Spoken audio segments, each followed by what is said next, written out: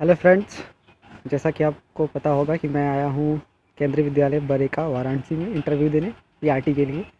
तो मेरा इंटरव्यू हो गया है और मैं आप लोगों से कुछ एक्सपीरियंसेस शेयर करना चाहता हूँ। ये प्रांगण है स्कूल का, काफ़ी ब्यूटीफुल है। काफ़ी अच्छा, मतलब ब्यूटीफुल है, मतलब कह सकते हैं। ये देखिए यहाँ का फ्रंट व्यू, ये KVBLW वाराणसी लिखा है। और यहाँ है माँ सरस्वती की एक सुंदर सी प्रतिमा, जो कि काफ़ी अच्छी है। और आने से पहले, सबसे पहले यहीं मतलब यही दिखेगा आपको यहाँ। और ये रहा पूरा प्रांगण और ये है सामने गेट। तो चलिए बात करते हुए चलते हैं आपसे। तो विदा लेते हैं, फिर देखते हैं सिलेक्शन होगा तो फिर आएंगे ज़रूर। और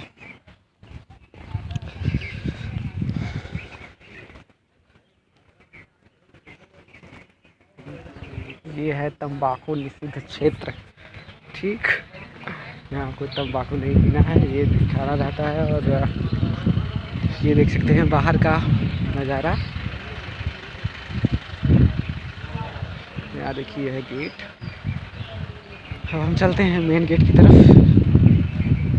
और लिखा है ज्ञानार्थ प्रवेश शिवार्थ प्रस्थान। यहाँ देखिए, ठीक है। चलिए चलते हैं बात करते हुए आपसे। गेट से बाहर आ गए, देख सकते हैं आप गेट, ये है केंद्रीय विद्यालय।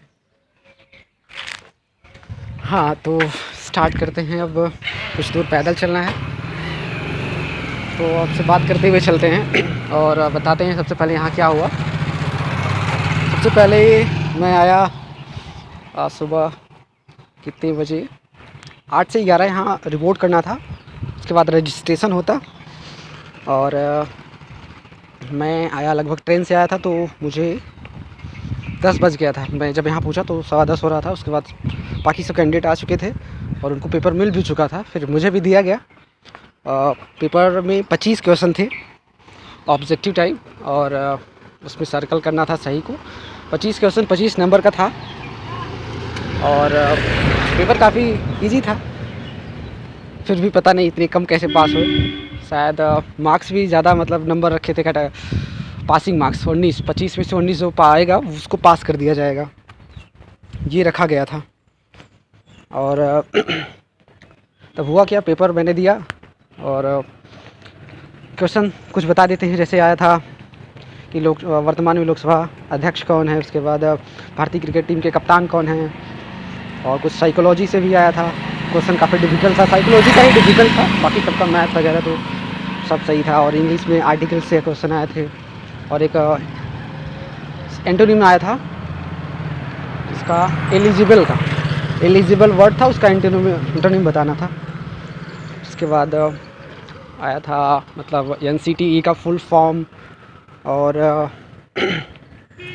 और क्या आया था, NCTE का फुल फॉर्म हो गया। उसके बाद न्यू एजुकेशन पॉलिसी, मतलब का स्ट्रक्चर क्या था, 5+3+3+4, ये टिक करना था। उसके बाद ऐसे ही बहुत सारे क्वेश्चन थे, बहुत इजी क्वेश्चन थे। तो और कुछ याद आता है तो मैं बताता हूँ आपको। और मैं वीडियो सिर्फ इसलिए बना रहा हूँ कि मतलब मेरे जैसे कैंडिडेट बहुत हेजिटेट होते हैं और डरते हैं कि इंटरव्यू में क्या होता है क्या नहीं। तो मैं भी डरता, मतलब काफ़ी आज सुबह से नर्वस था। तो लेकिन यहाँ आने के बाद जो माहौल था वो काफ़ी कूल था, मतलब काफ़ी अच्छा लगा। आपको कोई प्रॉब्लम नहीं हुई। यहाँ का जो मतलब स्टाफ होता है वो काफ़ी अच्छे से बिहेव करते भी हैं। और तो मेरे साथ भी ऐसा ही हुआ, काफ़ी अच्छा बिहेव।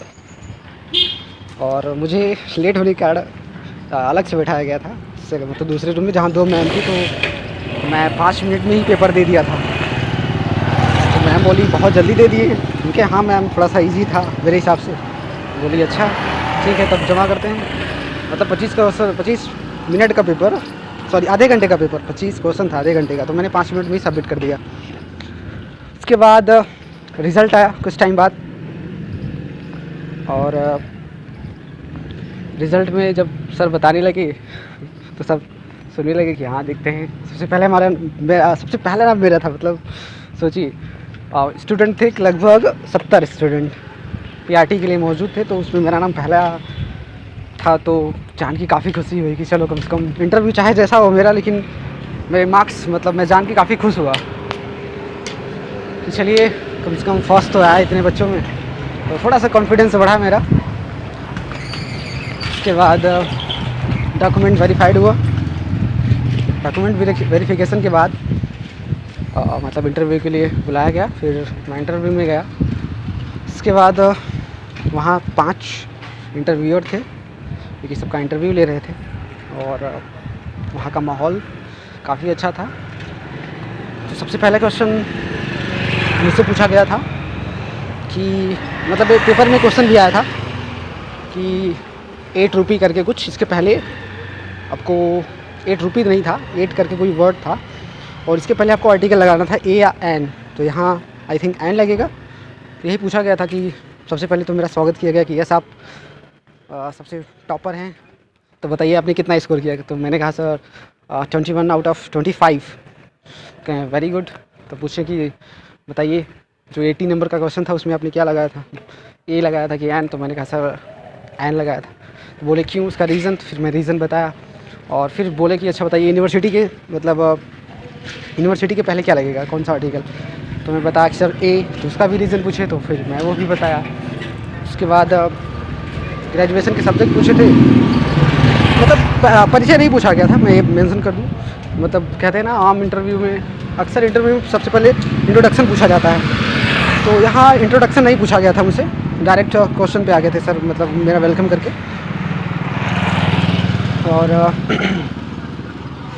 और देखते रहिए मैं कहाँ जा रहा हूँ अगर दिखा देता हूँ आपको अच्छी। फिर नेक्स्ट क्वेश्चन आते हैं। फिर नेक्स्ट सर पूछने लगे कि बताइए ग्रेजुएशन सब्जेक्ट, तो मैंने बताया उनके। और फिर थोड़ा सा साइकोलॉजी से क्वेश्चन पूछने लगे कि बताइए जैसे आप कक्षा 1 में गए, क्लास 1 में कब गए, और आपको सारे बच्चों का ध्यान आकर्षित करना, क्योंकि आप नए टीचर हैं, आपको कोई बच्चा नहीं जाता, और सबसे आपका सब बच्चों का ध्यान अपनी तरफ खींचना है। तो बताइए आप क्या करेंगे, ऐसा क्या करेंगे। तो मैं थोड़ा सा बच गया क्या बताऊँ इसका आंसर। फिर भी मैंने कोशिश किया कि सर सबसे पहले बच्चों का ध्यान को आकर्षित करने के लिए कुछ मुझसे क्वेश्चन, इंटरेक्टिव क्वेश्चन पूछेंगे, ऐसा क्वेश्चन थोड़ा सा उनको नया लगे और उनको आंसर भी ना पता हो, ताकि उनका ध्यान मेरी तरफ आए। और फिर अपने आसपास की चीज़ों को रिलेट करते हुए मैं उनको बताऊंगा भी कि ये चीज़ें ऐसे होती वैसे होती, तो शायद सब बच्चों का ध्यान आकर्षित हो। बोले गुड। और फिर अगला क्वेश्चन पूछा गया मुझसे कि हाँ, तो नेक्स्ट सर बोले अगले सर कि बताइए आपको मतलब पूछे कि लेसन प्लान आप बनाए होंगे। उनके यहाँ सर बनाए हैं कि जानते भी होंगे उनके यहाँ सर। तो बोले कि आपकी क्लास में मान लीजिए कई प्रकार के बच्चे हैं, मतलब जिसको बोलते हैं इंक्लूसिव वर्ड सुना होगा। हमके हाँ सर सुने हैं। तो बोले किसके लिए यूज होता है। हमके बताएं सर कि क्लास में एक जैसे बच्चे नहीं होते हैं, कुछ मतलब थोड़ा सा शारीरिक और मानसिक रूप से भी थोड़ा सा कमज़ोर बच्चे हो सकते हैं, जो कि बहुत तेज़ नहीं होंगे। तो उनके लिए भी क्या मतलब क्या करेंगे आप उनके लिए। तो आप लेसन प्लान किस तरह बनाएंगे, क्या एक लेसन प्लान बनाएंगे जो बहुत तेज़ हो उनके लिए अलग, और जो थोड़ा सा कमज़ोर हो उनके लिए अलग।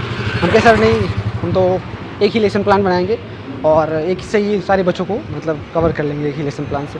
बोले पक्का कर लोगे। हमके हाँ सर। अब मुझे नहीं पता कि ये मेरा बताना ऐसा सही है या फिर गलत, लेकिन थोड़ा सा कॉन्फिडेंस में कहा था, तो हो सकता है सर मेरा कॉन्फिडेंस से करे, इसका पता नहीं।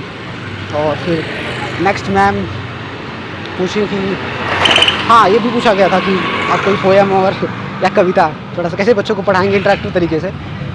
तो मैं नर्वस था बहुत, तो आपको सच बताऊँ तो इतना ज़्यादा नर्वस हो गया था उस टाइम कि मतलब करके बताना था कि आप बच्चों को इंटरेक्टिव तरीके से बताइए। मैं बोलने को तो बोल दिया एक बार, लेकिन जब एक्सप्रेशन की बात आई थोड़ा सा मेरा इसमें सिचुएशन हालत कह सकते हैं ख़राब हो गई और मैं नहीं परफॉर्म कर पाया अच्छा। तो यहाँ एक बैड इम्पैक्ट पड़ा इंटरव्यूअर के ऊपर मेरे द्वारा। मैं समझता हूँ यही सर लोग मतलब यही कमी देखे होंगे कि थोड़ा सा कमी है बंदे में कुछ। इसके बाद जब मैम थी एक, तब उनसे कहा गया मैम आप प्लीज़ क्वेश्चन पूछिए। तो मैम पूछी कि अच्छा बताइए ऋतुएँ कितने प्रकार की होती हैं। ऋतुएँ मतलब समझ रहे हैं ना, सीजन। तो इसका आंसर तो मुझे नहीं पता था। आई थिंक 6 होती हैं, सही इसका आंसर होता है। मतलब गूगल पे आप सर्च करेंगे तो आंसर मिल जाएगा, लेकिन मैंने बताया 4। और कौन कौन सी आप जानते होंगे, ग्रीष्म ऋतु, वर्षा ऋतु, शरद ऋतु और वसंत ऋतु, यही मैंने 4 बताया, मुझे पता था। लेकिन मैम बोली बेटा आप एक बार और देख लीजिएगा, तभी मुझे पता चल गया था यस मेरा मतलब आंसर गलत है। फिर भी मैंने कोशिश किया। ओके मैम, ज़रूर देख लेंगे। फिर सर लोग बोले काफ़ी अच्छा रहा आपका इंटरव्यू, अब आप जा सकते हैं। तो मैं आया बाहर और अब देख सकते हैं मेरी हालत क्या है। तो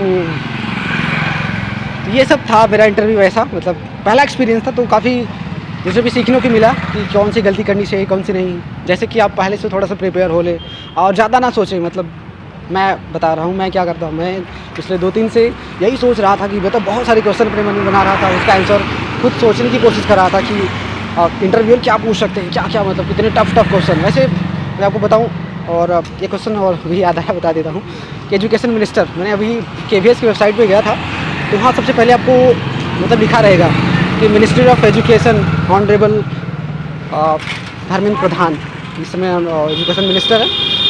तो ये भी क्वेश्चन आया था एक, तो थोड़ा सा मतलब नॉर्मल क्वेश्चन पे आप ध्यान देंगे तो मुझे लगता है काफ़ी सही रहेगा। और अपने मन से क्वेश्चन ना बनाएं। मतलब मैं बना रहा था कि आप अपने बारे में बताइए, आप कितनी सैलरी एक्सपेक्ट करते हैं, और ये मैंने बनाया था खुद से। और आप यही जॉब क्यों करना चाहते हैं, आप KVS क्यों ज्वाइन करना चाहते हैं, और आप KVS के लिए क्या क्या करेंगे। मतलब ऐसे ही बहुत टफ क्वेश्चन कि आपके जीवन का लक्ष्य क्या है, और NEP की मतलब न्यू एजुकेशन पॉलिसी के बारे में, NCF के बारे में, ऐसे बाकी बहुत कुछ मतलब तैयार करके आया था। लेकिन पोएम भी तैयार किया था, बट सब गड़बड़ हो गया। देखते हैं क्या होता है, अभी रिज़ल्ट तो आएगा पता नहीं। लेकिन ओवरऑल मतलब सीखने को काफ़ी मिला, मैं इस बात से बहुत खुश हूँ। क्योंकि और इसीलिए मैं आया भी था कि चलिए कुछ ना हो तो कम से कम इंटरव्यू फेस करने का मौका तो मिलेगा, कम से कम एक्सपीरियंस। तो काफ़ी सही रहा एक्सपीरियंस। और उम्मीद है आप लोगों को इस वीडियो से काफ़ी हेल्प मिलेगी। तो कृपया जब भी इंटरव्यू दे जाएँ तो ज़्यादा हाइपर ना हो और ज़्यादा तैयारी करके ना जाए। मतलब सिंपल, जितना आप बेसिक क्वेश्चन जितना तैयार करके रखेंगे आपका उतना ही ज़्यादा अच्छा रहेगा।